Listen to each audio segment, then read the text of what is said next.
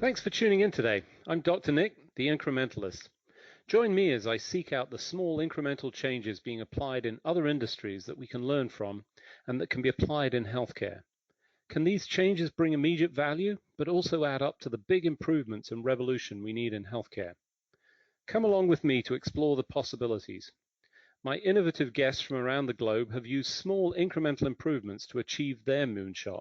And today I'm delighted to be joined by Dr. Lyle Berkowitz. He's the CEO of Keycare. Lyle, thanks for joining me today. Hey, thanks for having me, Nick. So, as I do with all my guests, I think it's important to get a little bit of context. You're a physician by training. I think maybe still practice. I'm not sure. We've known each other for a long time. But if you would, share a little bit of the history and how you arrived at this point, because there's some interesting turns and activities that lead you to this point in your career. Sure. I've had a fun, multifaceted career. Yeah. First and foremost, I am a physician, internal medicine, primary care physician. I practiced for over 20 years at Northwestern Medicine in Chicago. Had a clinic as part of the hospital-owned primary care group. But I also always split my time between clinical care and being a physician executive. I spent about a decade with a classic informatics role, CMIO, director of IT, that type of role, that rolling out EMRs. We did Cerner, later Epic, working on internet strategies, telehealth, et cetera. And then the second decade of my career at Northwestern was focused more on innovation. How do we bring cool technologies, processes, and take advantage of the EMR that we had in place? I set one of the earlier innovation programs in the nation, and additionally continued to work on telehealth. And aside from that, my side hustle was that I was also an executive advisor and founder in some cases of a variety of digital health companies, from technology to consulting type companies, and including starting a company called HealthFinch, which was in the physician workflow automation space. So I did all that. Had a great balance. And 5 years ago, though, I left Northwestern and joined MD Live, one of the larger telehealth companies, helped them scale up as an executive there, helping with operations, product strategy, et cetera. But I left there in 2020, in part to help with HealthFinch, and that was sold. MD Live wound up getting sold to Cigna. I was just consulting to a variety of companies and health systems around digital health, virtual care, et cetera. And with COVID, noticed that there was a need for more virtual care support for health systems. And I'll get to that next. But that's my history. I was trained as an engineer, worked as a physician, executive, and entrepreneur for many years. Learned how to really be, I think, a reasonably good operator, and eventually wound up starting a new company in the virtual care space. So, I mean, as I knew, a fascinating, long career that sort of, I'm going to say meandered. I don't mean that in a pejorative term, meandered, as I think all interesting careers do, through different areas. And before we get into the virtual care and some of that, I want to just go back, if I may, because it's quite topical at this point.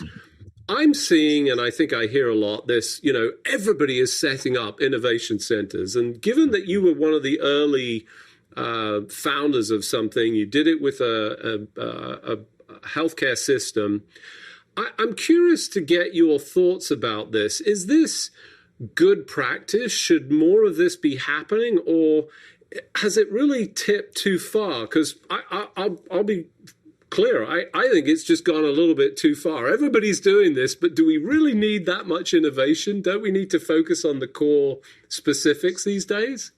So I think every company, healthcare or not, needs to have at least a small group thinking about how to disrupt themselves, because it's a classic.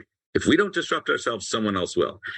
So what you don't want is everyone in the health system trying to innovate. You want 99% of people in the health system to be focused on the core activity of taking care of patients in a really great way. But you also, I think should have some core of folks who are thinking about what can we do differently, what's being done differently by others, how do we bring that in, and innovations defined different ways. The simple definition, it's just doing something of value that you weren't doing before. And I think a lot of people now have created these digital health groups that have come out of innovation. Digital health itself can promote a lot of innovation. I found a lot of the innovation I did was much more about people and process and workflows than about the technology per se. But now and then there are some really cool, interesting technologies using, AI and video and other things that can really help promote efficiency and effectiveness in a variety of ways. And there are probably about 8 different elements of an innovation program, and most innovation programs will have 2, 3, maybe 4 or 5 of those elements. Rarely you'll see all 8 elements, but that's a whole nother story we can do. But I 100% believe we need to have some level of innovation in a large health system. It should not be overwhelming, but if they don't do it, again, it's going to be done to them. And I think health systems are incredibly important. They take care of our most complex issues, but sometimes both simple issues need to be innovated, and complex issues need innovation as well. And what I would say is it doesn't all have to be technology. It can often just be a process change or a new way of looking at something that opens up opportunities that can improve the patient experience in ways much more than any technology can. Yeah, I like that sort of perspective. I think what you highlight for me is, and you'll forgive me, I'm just going to pick on it. It's an incremental step for every organization, is to essentially place in what I would call not innovation hubs, but disruption hubs that essentially go to look. And, Kodak needed to do it, Blockbuster needed to do it, but didn't. We've seen multiple instances. And, I think healthcare potentially feels a little bit insulated because everybody needs healthcare, but it's not as simple as that. And, there are many opportunities. Oh, and by the way, we spend way too much money and don't get the value out of it. So there's lots to derive from that. So I think, good opportunities, good learning points. So now you've founded or built a couple of companies. They get spun out, sold off, and you mentioned 2020, and I think most of us, it's an easy number to remember. Let's be clear, that was right in the pandemic. And you noticed the virtual care challenge. I mean, I think people were doing it across really basic systems, FaceTime, Skype, who knows? It was all across the board. And, Zoom became a verb. Everybody understood it. So now it's a sort of a normality. But it wasn't quite smooth, and it's still not smooth. And you now step into that. Tell us a little bit about the background to your journey there. Yeah, so I was consulting with some health systems, consulting with a couple of technology and other companies. And it was clear, right? We went from health systems doing very little virtual care to a majority of their care virtually. But that didn't last. We saw this big jump, and then it came down. And it was obvious that patient demand and acceptance of virtual care was high, but also provider supply was going down. I know providers. I was a provider. They are officeologists in most health systems. They are very happy and optimized to working in an office. And so when we see these reports that we're saying, oh, virtual care is going away, it's decreasing, et cetera, it's not because patients no longer want it. It's because physicians are back to the offices. They don't have time to do it. And so health systems recognize that if they don't provide virtual care options, particularly for easy routine type of care, someone else will. And their options are either to take their office-based doctors and convert them to virtualists, which is not a good use of those doctors, or to work with a third party who has a discontinuous experience in a completely different system. So I want to step in and say, look, there is a platform out there that is used by over 60% of all health systems in the U.S., and that's Epic. And Epic, over the past few years, has developed a very robust telehealth technology. And so instead of creating a new technology from scratch and saying that we're a technology company, I said, look, I talked to my colleagues at Epic, and we agreed it made sense to create a virtual staffing company that's working on an Epic instance. And so we didn't create new technology. We didn't integrate with Epic. We actually are the first and only virtual care company who has our own instance of Epic, upon which we are able to staff these virtual care providers and then make them easily available to other health systems, particularly using Epic, because the Epic to Epic interoperability is quite profound. It means that data can be transferred easily between the two systems, much more robust than general standards. And scheduling can be done across instances so that you can enter the front door of a health system and then have virtualists working on the Keycare platform available for your patients, where you are not staffing them because it's out of state, after hours, or just simply you're overwhelmed during the day. We're starting with urgent care, but expanding into primary care, behavioral health, specialty care over time. So for those of you just joining, I'm Dr. Nick, the Incrementalist. Today I'm talking to Dr. Lyle Berkowitz. He's the CEO of Keycare. He was just describing Keycare, which I think if I was to pull out the threads of that, it's essentially a virtual care platform that works within Epic. And, let's just clarify, it's only within Epic. Is that true? Well, to clarify, so we have our own Epic instance. We have Epic's EMR telehealth functionality. That's right. Our platform. We don't sell that platform, to a health system.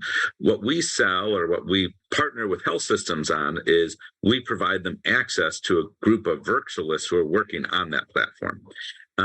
We can theoretically work with any health system because since we have Epic, that means we're part of interoperability networks like Care Equality, and we can support any other EMR as similarly or better than any other third-party vendor.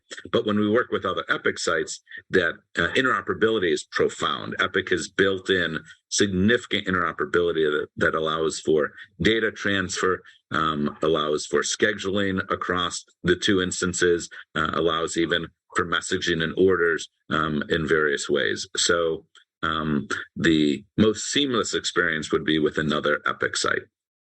So for the purposes of our discussion, let's put to one side, you can work with others, but the best instance is working with Epic because you're sitting on an Epic platform. Just for the benefit of the listeners, because I can hear their voices behind me saying, yeah, sure, when you've seen one Epic, you've seen one Epic. Does it really integrate? Is that problem really being solved? Yeah, so Epic has a variety of functionalities that allow for really profound interoperability between two Epic instances. There's something called Care Everywhere, which most Epic sites will know. And that means that data from one Epic site can be transferred, viewed, and held in the other Epic instance as well. So when we see a patient who's at hospital XYZ, and they are seen by virtualists on our platform, they actually have transferred the allergies med problem list in a way that allows them to reconcile. They are able to view labs, notes, vital signs, etc. In our instance. All that is transferred via Care Everywhere automatically. And vice versa, once our note is done and anything else that we document, it goes automatically back into the originating site, not as a PDF, but a structured note that goes back into the typical workflow, just as if they had been seen in any office, in any Epic instance. So it's a significantly different type of interoperability than you get from one EMR to another. And additionally, the scheduling integration means that you can go into one hospital site.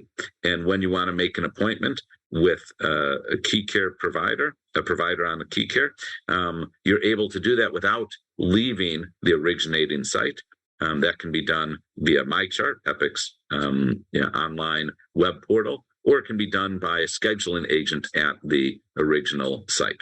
So let's be clear, we're 2-3 years into this whole pandemic. We've seen this big shift to virtual care, and you're right in your description. There's this sort of pullback, and people are office based. In fact, this is going on outside of healthcare.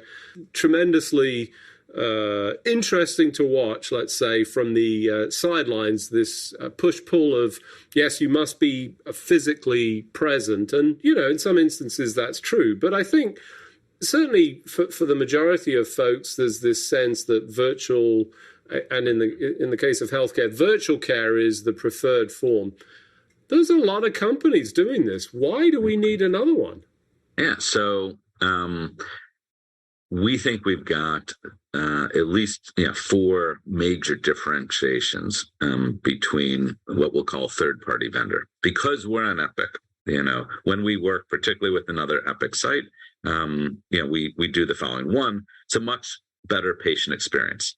It's seamless for the patient. They enter their health system's front door and they are able to get an appointment without having to create a new login, without having to download anything new, without having to re-enter the medical history. All of that is seamless for the patient. Easier, faster, quicker.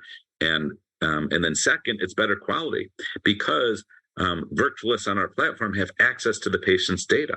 And when they're making decisions, that's important to know with more certainty their allergies and meds, their past medical history. These things are helpful in improving quality, and vice versa. The fact that we can send a message in a note in a structured way back to the health system, notify the PCP automatically because of the workflow set up. And if there is additional work to be done, it's a much easier handoff. And on top of that, Epic is a fully functional, meaningful use certified EMR, which is actually rare. Most virtual care companies don't, they build their own software. It's not a meaningful use certified EMR. And so we have Epic's 10,000 people staff continuing to build decision support tools and other things to improve the quality.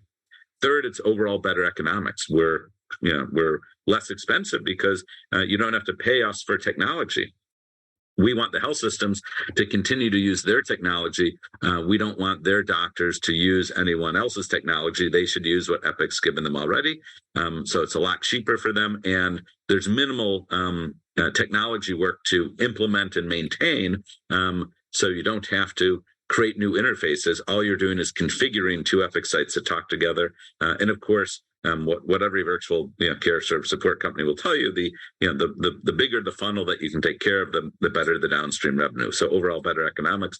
Fourth, because we're on this really deep tech stack, we're this robust EMR, we're able to support a much greater variety of virtual care options from not just urgent care and behavioral health, but primary care, specialty care, et cetera, because we have so many more features and functionalities. And philosophically, as a company, we're reaching out to other virtual care groups and saying, hey, come work with us, partner with us, and we'll give you a full stack EMR, and we'll make you much more easily available to the health system. So we think this is distinctly different from most of the point solutions that are out there because we're really working on the platform. To give you an analogy, Nick, it would be like coming into the word processing business and saying, hey, we are going to create really good services and build and write really good novels on Microsoft Word. Instead of going out there and saying, we're going to create a whole new word processor and then get people to work on that. We are a tech-enabled service that is a true partner to health systems, and that's where we focus. And so I think that there's, the time has come, for a group like ours to be able to service those needs in a different way than what's traditionally been done in the third-party world. I thought for sure you were going to date yourself and say build it on WordPerfect, but okay, anyhow, a brand new word I was a processor. fan of WordPerfect. I think we all were at one point. It sort of disappeared out and got overwhelmed by replacement standardized technology, even though it was interoperable in many respects. As I think about this, one of the challenges, so you're essentially virtualizing staff. You're allowing for this local access, but one of the challenges of that is obviously the flexing of staff, the availability, and in this, I'm sorry, bizarro nation that we live in, it doesn't matter if you're licensed in Idaho, you can't treat outside of Idaho unless you've got licensure in it. How do you handle all of that?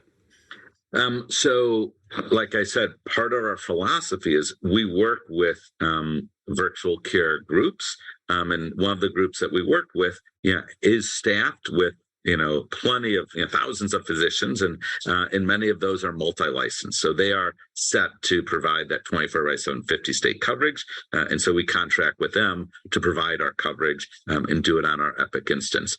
So again, we therefore really are set up to support all of this. We ourselves don't have to go out and employ each of these providers, but we do need to find really good partners to do that, and that's what we've done in the urgent care space and the specialty space. We've also found a number of specialty niche providers that similarly will multi-license their doctors. In the long run, though, what we also want to do is layer on more technology to make these virtualists more efficient. If all we did was replace a 15-minute office visit with a 15-minute video visit, that's a nice to have, but it's not really solving the big picture of access and efficiency. So we are planning to layer in automation, asynchronous care, and a variety of technology improvements to make these virtualists much more efficient, and delegate as much as possible, like to different levels. There's doctors, there's NPs, there's nurses, there's coaches, dietitians, and a variety of other types of people that make up a virtual care team that can help a health system better manage a large population. So as you think about this, what's been the response? I mean, have you had, I want to say still relatively new. How is the experience been from a physician perspective? How has the experience been from a patient perspective? What's the feedback that you're getting?